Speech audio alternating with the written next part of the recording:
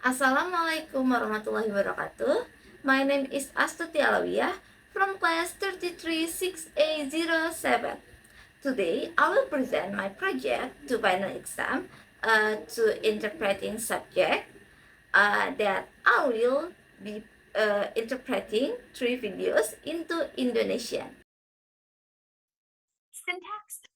Sintaksis adalah aturan dalam bahasa yang menentukan urutan kata dan struktur dasar kalimat dalam berbagai bahasa. Setiap bahasa memiliki sintaksis tertentu yang memberi tahu bicara dan penulis bagian mana dari kalimat yang muncul pertama kali untuk membantu mereka memahami apa yang dikatakan. Ini adalah paduan yang digunakan saat bicara dan menulis agar kalimat mudah dipahami dan keheran.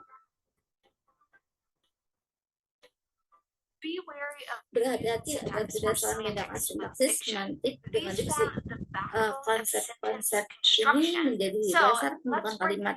Jadi mari kita bahas satu persatu. Sintaksis, seperti yang baru saja disebutkan, adalah urutan kata dalam sebuah kalimat. Diksi adalah pilihan kata tertentu yang dimaksudkan untuk mengungkapkan makna tertentu. Semantik adalah makna yang disampaikan oleh kata-kata tertentu yang digunakan. Kita akan fokus pada sintaks dan bedanya. Dalam bahasa Inggris, sebagian besar kalimat memiliki urutan kata yang tetap. Tetapi, tentu saja ada beberapa pengecualian. Tetapi, umumnya kalimat bahasa Inggris mengikuti pola SPO, yaitu subjek, predikat, objek. Contohnya, anak laki-laki itu melihat buat jendela, di mana subjeknya adalah anak laki-laki, verbanya melihat, dan artinya luar. Gambar ini menunjukkan pola sintaksis pada bahasa Inggris yang digunakan oleh para ahli linguistik untuk menggambarkan struktur kalimat. Mungkin Anda tidak sering menjumpai pola sintaksis, tetapi mengetahui cara membuatnya cukup bermanfaat dan akan membantu Anda memahami struktur kalimat. Di mana kalimat dipecah menjadi bagian-bagian seperti verba, namina, artikel, dan preposisi. Lalu kata-kata dikelompokkan untuk menentukan bagaimana yang merupakan frasa nomina, frasa preposisional, dan frasa verba. Fakta menarik, SPO bukan satu-satunya struktur urutan tambah, karena bahasa-bahasa lain memiliki variasi urutan kata dan bahkan dinyatakan komponen tambahan dalam sintaksisnya. Pada contoh pola sintaks tersebut, subjeknya adalah cats, kata kerjanya adalah sets, dan objeknya adalah map. Gambar kedua ini adalah bentuk lain dari penulisan struktur sintaksis. Diagram kedua mengambil kalimat the dog yang tiga dan memecahnya menjadi artikel, nomina, verba, frasa nomina, dan frasa verba, seperti contoh sebelumnya. Di mana subjeknya adalah dog, verbanya adalah dog, dan objeknya adalah girl. Sekali lagi, pola sintaksis bukanlah sesuatu yang perlu ditakuti.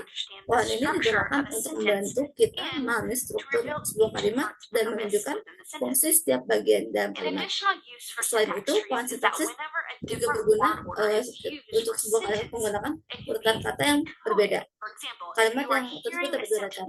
Misalnya, jika Anda mendengar kalimat dalam bahasa asing yang menggunakan pola PSO atau pola urutan lainnya, membuat pola sintaksis dapat membantu menyusun kembali kata-kata tersebut dalam pola SPO, sehingga Anda akan mudah memahami kalimat tersebut. Bagi teman-teman, 1. Sintaksis adalah struktur kalimat. 2. Diksi adalah pemilihan kata untuk menyampaikan makna tertentu. 3. Semantik adalah kalimat yang mengungkapkan dari kata-kata yang digunakan. 4. Pola sintaksis adalah grafis yang berguna untuk memetakan struktur kalimat dan memahami urutan kata serta fungsinya dalam dunia bahasa Inggris. Terima kasih telah menyimak tutorial sintaksis ini. Jika video ini membantu, silakan lihat video lainnya. Sampai jumpa di kesempatan berikutnya.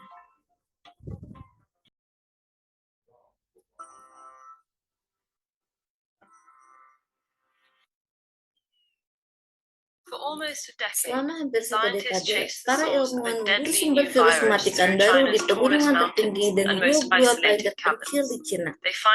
Mereka akhirnya menemukan pada kelelawar Gua Shito. Virus yang dimaksud adalah coronavirus yang menyebabkan epidemi sindrom pernapasan akut parah atau SARS pada tahun 2003. Karena virus adalah sekelompok virus yang berisikan dalam protein kecil yang terlihat seperti kepang kata, atau corona dalam bahasa Latin. Ada ratusan coronavirus yang diketahui. 7 diantaranya menginfeksi manusia dan dapat menyebabkan penyakit.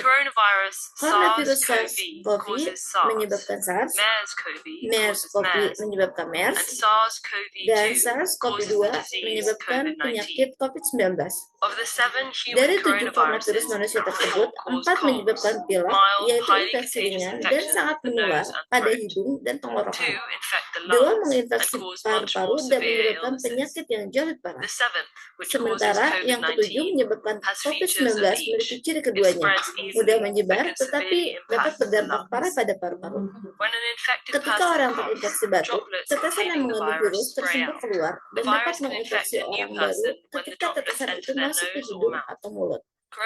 Coronavirus menular paling baik di ruang tertutup, tempat orang-orang berdekatan. Cuaca dingin mencegah lapisan virus yang rapuh mengering sehingga memungkinkan virus bertahan lebih lama di antara inang. Sementara paparan sinar UV dari sinar matahari dapat merusaknya. Namun variasi musiman ini lebih berpengaruh pada virus yang sudah ada. Sedangkan virus baru memiliki begitu banyak inang potensial karena belum ada yang pernah, sehingga tidak memerlukan kondisi ideal untuk menyebar. Di dalam tubuh, tonjolan protein virus tertanam di dalam sel inang yang menjatuhkannya, memungkinkan virus membajak mesin sel inang untuk mereplikasi gennya sendiri.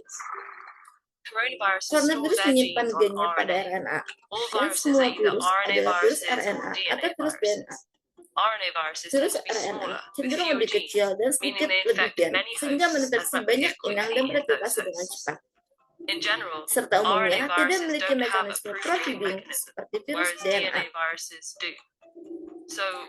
Sehingga ketika virus RNA bereplikasi, jauh lebih mungkin terjadi kesalahan yang disebut mutasi. Banyak mutasi ini tidak berguna atau bahkan berbahaya. Tetapi beberapa membuat virus lebih cocok untuk lingkungan tertentu, seperti spesies inang baru. Epidemi sering terjadi ketika virus melompat dari hewan ke manusia, seperti yang terjadi pada virus RNA penyebab epidemi Ebola, Zika, SARS, dan pandemi COVID-19. Dan sekali berada dalam tubuh manusia, virus ini terus bermutasi. Biasanya tidak cukup untuk menciptakan virus baru, tetapi cukup menciptakan variasi baru.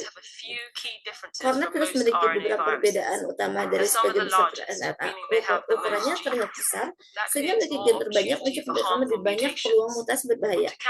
Namun untuk mengimbangi resiko coronavirus ini memiliki fitur berupa enzim yang memiliki kesalahan replikasi dan mengoleksinya, sehingga coronavirus jauh lebih stabil dan dengan laju mutasi yang lebih lambat dibanding virus RNA.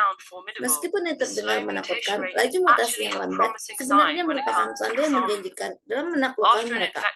Karena mutasi dapat membuat virus kurang dapat dikenali oleh sistem imun kita, sehingga lebih sulit dilawan, dan juga dapat membuat obat antivirus serta vaksin kurang efektif. Itulah mengapa kita membutuhkan vaksin flu setiap tahun, karena virus influenza bermutasi begitu cepat sehingga gejala terus bermunculan. Sedangkan laju mutasi coronavirus yang lebih lambat berarti sistem imun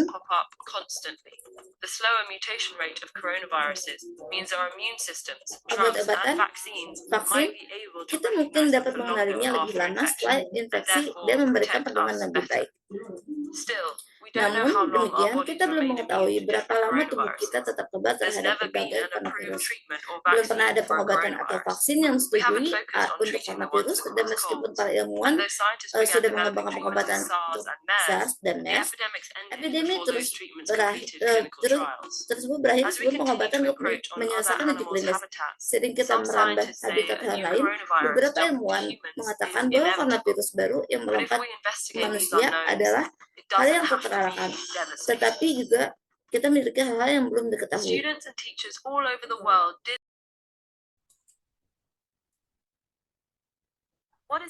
Apa itu bangsa? Upaya untuk mendefinisikan secara formal bangsa sebagai sebuah konsep politik dan bermula pada tahun 1882 ketika filsuf dan sejarawan Prancis Ernest Renan menerbitkan esai terkenalnya yang berjudul Apa itu Bangsa? Dalam esai tersebut, Renan mendefinisikan bangsa sebagai suatu solidaritas berskala besar yang dibentuk oleh perasaan atas pengorbanan-pengorbanan yang telah dilakukan di masa lalu serta pengorbanan-pengorbanan yang siap dilakukan di masa depan. Hal ini menjelaskan mengapa Renan percaya bahwa jika kita membayangkan bangsa sebagai sesuatu yang baik dan layak untuk terus diperjuangkan melalui pengorbanan, kita harus menyadari bahwa hal tersebut pada dasarnya melibatkan proses pelupaan. Hal ini karena upaya untuk mencapai persatuan nasional, baik atas nasionalisme sipil maupun nasionalisme etnis, melibatkan tindakan-tindakan kekerasan yang kemudian diikuti oleh proses pelupaan. Berdasarkan konsep awal tentang bangsa yang dikembangkan oleh Ernest Renan, para ahli kemudian merumuskan definisi yang lebih formal mengenai bangsa, yaitu sebagai suatu komunitas manusia yang terbentuk berdasarkan kombinasi berbagai karakteristik bersama seperti bahasa, sejarah, etnisitas, budaya, dan wilayah. Dengan kata lain, bangsa adalah identitas kolektif dari sekelompok orang yang dipahami melalui kesamaan bahasa, sejarah, etnisitas, budaya, dan wilayah. Oleh karena itu, bangsa pada umumnya memiliki sifat yang lebih politis dibandingkan dengan kelompok etnis. Bahkan, banyak ahli menganggap bangsa sebagai kelompok etnis yang termobilisasi atau terlembagakan sepenuhnya.